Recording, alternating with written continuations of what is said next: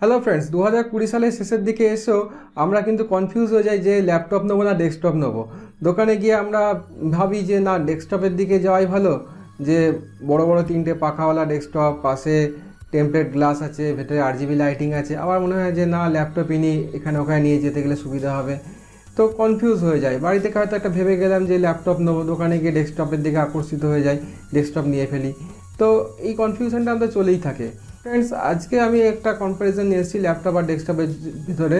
তো যার যেটা পছন্দ হবে বা যার যেটা কাজের প্রয়োজন, তো সেই অনুযায়ী কিন্তু আমার ঠিক করতে হবে যে হ্যাঁ, আমার ল্যাপটপে কাজ আছে না ডেস্কটপে কাজ আছে। সেই অনুযায়ী কিন্তু আমাদের প্রেফারেন্স অনুযায়ী ঠিক করতে হবে যে কোনটা কেনা উচিত। আর ফ্রেন্ডস, দোকানে যাওয়ার আগে যদি আমি ভালো করে রিসার্চ করে যাই, তো জিনিসটা কিনতেও সুবিধা হবে।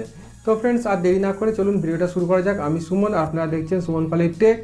আর হ্যাঁ, যারা আমার চ্যানেলে নতুন তারা অবশ্যই চ্যানেলটা সাবস্ক্রাইব করে পাশে বেল আইকনটিতে ক্লিক করবেন। আর হ্যাঁ, আমাকে ইনস্টাগ্রামে ফলো করবেন। আমার ইনস্টাগ্রাম অ্যাকাউন্টেও ওই সুমন কুমার পালিত নামেই আছে।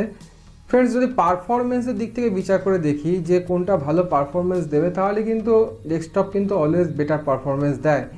এবং যে দামের ক্ষেত্রে, সেটা কিন্তু ডেস্কটপে মানে একই দামে একটা ল্যাপটপের থেকে একই দামের একটা ডেস্কটপ ভালো পারফরমেন্স দেবে। ধরুন 25,000 টাকা যদি আমরা ফিক্সড করি বাজেট, তো 25,000 টাকা একটা ডেস্কটপ যে পারফরমেন্স দেবে ল্যাপটপের থেকে কিন্তু বেশি ভালো পারফরমেন্স দেবে। অর্থাৎ 25,000 টাকার যে ল্যাপটপ, তার থেকে 25,000 টাকার যে ডেস্কটপ, সেটা বেটার হবে। এবার যদি আমরা গেমিংয়ের দিকে ভাবি, তো গেমিংয়ের দিক থেকে অবশ্যই ডেস্কটপ উইনার। ল্যাপটপ যদিও এখন ভালো ভালো ল্যাপটপ এসে গেছে, হাই কনফিগারেশন ল্যাপটপ এসে গেছে, কিন্তু তা সত্ত্বেও গেমিংয়ের ব্যাপারে কিন্তু ডেস্কটপ ল্যাপটপের থেকে বেটার। তাই কোনো গেমিং পারপাস যদি আমাদের ইস্যু থাকে, তখন কিন্তু ডেস্কটপের দিকে শিফট করে যায় সব থেকে বেটার। কারণ ল্যাপটপে ওই লেভেলের আলট্রা গেমিং কিন্তু হবে না, আর হলেও ল্যাপটপ হিট হয়ে যাবে, ল্যাপটপের পারফরমেন্স কিন্তু সেরকমভাবে পাওয়া যাবে না। এখন আর একটা বড়ো ব্যাপার হচ্ছে বাজেট। অনেকের বাজেট কম থাকে, যে হ্যাঁ, আমার 25,000 টাকার মধ্যে কি 30,000 টাকার মধ্যে কমপ্লিট করতে হবে। তো সেক্ষেত্রে কিন্তু ডেস্কটপ নেওয়াটা কিন্তু বেটার, কারণ 30,000 টাকার মধ্যে 25,000 টাকার মধ্যে অনেক ভালো কনফিগারেশন ডেস্কটপ পাওয়া যায়। ল্যাপটপ কিন্তু অতটা ভালো আসে না। প্লাস ডেস্কটপ কিনলে যেটা হয় যে আমার বাজেট যদি কম থাকে, সেই অনুযায়ী আমি ডেস্কটপ কিনিও, তাহলে ভবিষ্যতে কিন্তু আমি আপগ্রেড করতে পারবো। বিশেষ করে প্রসেসর আপগ্রেড, এখন তো যে রাইজেনের যে মাদারবোর্ডগুলো আছে, তাতে কিন্তু প্রসেসর আপগ্রেড করা যায়। প্লাস কোনো সময় যদি দরকার হয় যে গ্রাফিক্স কার্ড চেঞ্জ করবো, তো গ্রাফিক্স কার্ড চেঞ্জ করে আরও আপগ্রেডেড গ্রাফিক্স কার্ড কিন্তু খুব সহজেই লাগিয়ে নেওয়া যায়। তাই প্রথমে বাজেট যদি কমও থাকে, সেই কম বাজেটের মেশিন কিনেও, ডেস্কটপ কিনেও পরে আমরা সেটাকে আপগ্রেড করে কিন্তু অনেক বেটার কনফিগারেশন করে নিতে পারি। ল্যাপটপের ক্ষেত্রে কিন্তু এই সুবিধাটা খুব কম। ল্যাপটপে একবার কিনে ফেললেন, তো সেটাকে আপগ্রেড করা কিন্তু মুশকিল হয়। যদিও ল্যাপটপে এখন বর্তমানে র্যাম আপগ্রেড করা যাচ্ছে, গ্রাফিক্স কার্ড কিছুটা হলেও চেঞ্জ করা যাচ্ছে, কিন্তু খুব লিমিটেড, মানে আপগ্রেড করার সম্ভাবনা খুব সীমাবদ্ধ।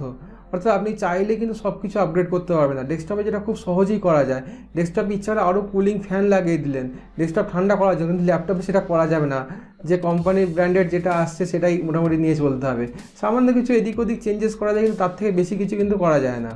হ্যাঁ, এবার যদি আপনার সারা দিনের কাজ থাকে, সারা দিন মানে অল ডে পারফরমেন্স কোনো কাজ থাকে, সকাল থেকে উঠে বিকেল পর্যন্ত কাজ হবে, তো সেক্ষেত্রে কিন্তু আপনার ডেস্কটপ বেশি ভালো পারফরমেন্স দেবে। কারণ সারাদিন ল্যাপটপ চলে, ল্যাপটপে হিটিং হয়ে ল্যাপটপে কিন্তু প্রবলেম হতে পারে।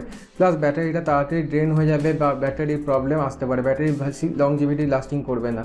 তো হোল ডে যদি মানে কাজ থাকে, তো সেক্ষেত্রে কিন্তু ডেস্কটপ আপনার অনেক ভালো ল্যাপটপের থেকে। রিপেয়ারের ক্ষেত্রে দেখতে গেলে কিন্তু ডেস্কটপ ল্যাপটপের থেকে এগিয়ে আছে, কারণ ল্যাপটপ রিপেয়ার করা কিন্তু অনেক বেশি সমস্যা। কারণ ল্যাপটপ একটা খোলা, ব্যাক প্যানেলটা খোলাই একটা কঠিন ব্যাপার। কারণ ল্যাপটপে ব্যাক প্যানেল খুলতে আপনাকে অনেক কটা স্ক্রু খুলতে হবে, ব্যাটারি রিমুভ করতে হবে, সেই স্ক্রুগুলো খুলে পেছনকার ব্যাক কভারটা খোলা যাবে। তারপর তার নিচে আবার অনেক রকমের স্ক্রু থাকে, সেগুলো খুললে আপনি প্রসেসর বা র্যামের কাছে গিয়ে পৌঁছতে পারবেন। কিন্তু ডেস্কটপের ক্ষেত্রে কি না, সাইড প্যানেলে দুটো স্ক্রু আছে, দুটো স্ক্রু খুলে গেলেই পেছনকার ঢাকনাটা খুলে যাবে, মানে সাইডের ঢাকনাটা খুলে যাবে। তো সেটা খোলার সাথে সাথে আপনি কিন্তু র্যাম, প্রসেসর সব কিছু আপনি হাতের নাগালের মধ্যে পেয়ে যাবেন, এবং সেটা নিজের ইচ্ছা মতো চেঞ্জ করা যাবে, এবং খুব সহজেই এটা সম্ভব। কিন্তু ল্যাপটপের ক্ষেত্রে অনেক ছটফট পোয়াতে হবে আপনাকে। আর প্রসেসিংয়ের কথা যদি চিন্তা করি, তার প্রসেসিং কিন্তু বোথ ল্যাপটপ এবং ডেস্কটপ দুটোর ক্ষেত্রে কিন্তু প্রসেসিং মোটামুটি সেম, মানে অলমোস্ট সেম। আর ল্যাপটপে যে প্রসেসর ইউজ করা বা ডেস্কটপে যে প্রসেসর ইউজ করে, তাদের যে পারফরমেন্স হয় খুব একটা কিন্তু হেরফের করে না। হেরফের করে যেটা হচ্ছে গ্রাফিক্স কার্ডের উপরে বা গেমিংয়ের ক্ষেত্রে, এডিটিংয়ের ক্ষেত্রে, সেখানে একটা ডিফারেন্স হয়। ল্যাপটপে যে গ্রাফিক্স কার্ড ইউজ হয়, তাতে ডেস্কটপে আরও বড় গ্রাফিক্স কার্ড ইউজ হয়, এবং তার কুলিং আলাদা ফ্যান থাকে, এবং তার ক্ষমতা অনেক বেশি হয়। ল্যাপটপে কিন্তু হাই পারফরমেন্স বড় বড় গ্রাফিক্স কার্ড, কিন্তু 2080 Ti মতো বড় গ্রাফিক্স কার্ড কিন্তু ল্যাপটপে ইউজ করা যায় না, যেটা ডেস্কটপে ইউজ করা যায়। অনেক সময় কী হয় না, আমাদের চয়েস থাকে যে বড় ডিসপ্লে, কারণ আমাদের কাজ এমনই হয়ে থাকে, ধরুন কোনো ভিডিও এডিটিং হচ্ছে সেখানে পুঙ্খানুপুঙ্খানুভাবে দেখার দরকার হয়, বা কোনো মিক্সিংয়ের কাজ হচ্ছে সেখানেও ভালোভাবে দেখতে হয়, ট্র্যাকগুলোকে ভালোভাবে দেখতে হয়, সেখানে বড় ডিসপ্লে কিন্তু খুব প্রয়োজন হয়। বা গেমিংয়ের ক্ষেত্রে কিন্তু বড় ডিসপ্লে হলে আমার দেখতে সুবিধা হয়, কোথায় শত্রুপক্ষ লুকিয়ে আছে এবং সেখানে কোথায় গুলি করতে হবে, টার্গেট করতে হবে। তো যত বড় ডিসপ্লে হবে তত দেখতে সুবিধা হবে, কাজ করতে সুবিধা হবে। ছোটো ডিসপ্লেতে কী হয় না, কাজ করতে দেখতে অসুবিধা হয়। ল্যাপটপের ক্ষেত্রে কিন্তু ডিসপ্লে সীমাবদ্ধ, ডেস্কটপের ক্ষেত্রে আপনি ইচ্ছা মতো ডিসপ্লে বাড়াতে পারেন, অর্থাৎ বড় মনিটর কিনতেই পারেন। হ্যাঁ, তবে ল্যাপটপের ক্ষেত্রে কিন্তু আপনি ইচ্ছা করলে HDMI কর্ড দিয়ে টিভির সাথে কানেক্ট করে নিতে পারেন, সেক্ষেত্রে বড় ডিসপ্লে পাওয়া যায়। কারণ টিভি আর মনিটরের মধ্যে তো নর্মালি একটা পার্থক্য রয়েই যায়। টিভি যে রিফ্রেশ রেট দেবে, মনিটর তার থেকে কিন্তু অনেক বেশি রিফ্রেশ রেট আপনাকে দেবে। হ্যাঁ, দামি টিভি বা 4K টিভি কিনলে হয়তো কিছুটা মানে মনিটরের সমকক্ষ পাওয়া যায়, কিন্তু সেটা কজন ইউজ করে। কিন্তু এসব সত্ত্বেও ল্যাপটপ কিন্তু একটা আলাদা স্পেশাল ফিচার আছে, সেটা হচ্ছে ল্যাপটপ পোর্টেবিলিটির জন্য ল্যাপটপ সবসময় এগিয়ে রয়েছে, মানে কাজের ভিত্তিতে।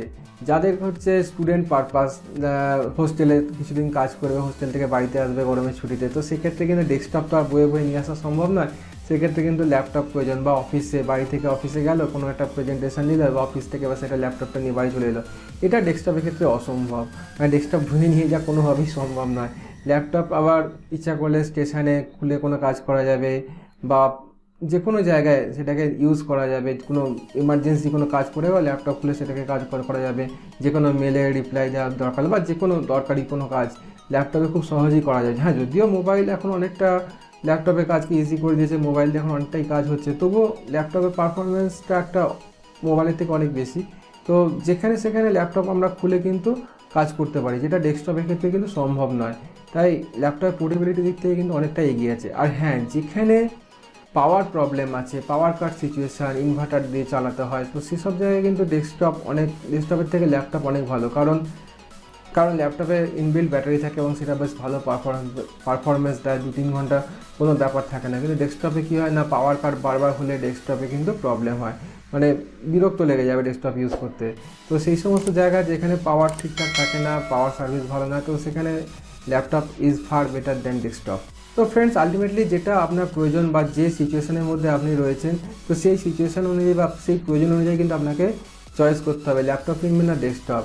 হ্যাঁ, দেখতে ভালো লাগলো সেই অনুযায়ী কিন্তু কিনলে হবে না, যেটা আপনার প্রয়োজন, যে কাজটা আপনি করতে চাইছেন, তো সেটা বিচার করে কিন্তু আপনাকে কিনতে হবে।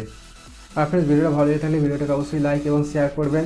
আর হ্যাঁ, আমার চ্যানেলটাকে সাবস্ক্রাইব করবেন, আর কমেন্ট করতে কিন্তু ভুলবেন না। আপনি কি ইউজ করেন বাড়িতে, ল্যাপটপ না ডেস্কটপ, সেটা অবশ্যই কমেন্ট করে লিখে জানাবেন। তো ফ্রেন্ডস, আজকে এই পর্যন্তই। Thank you, good by.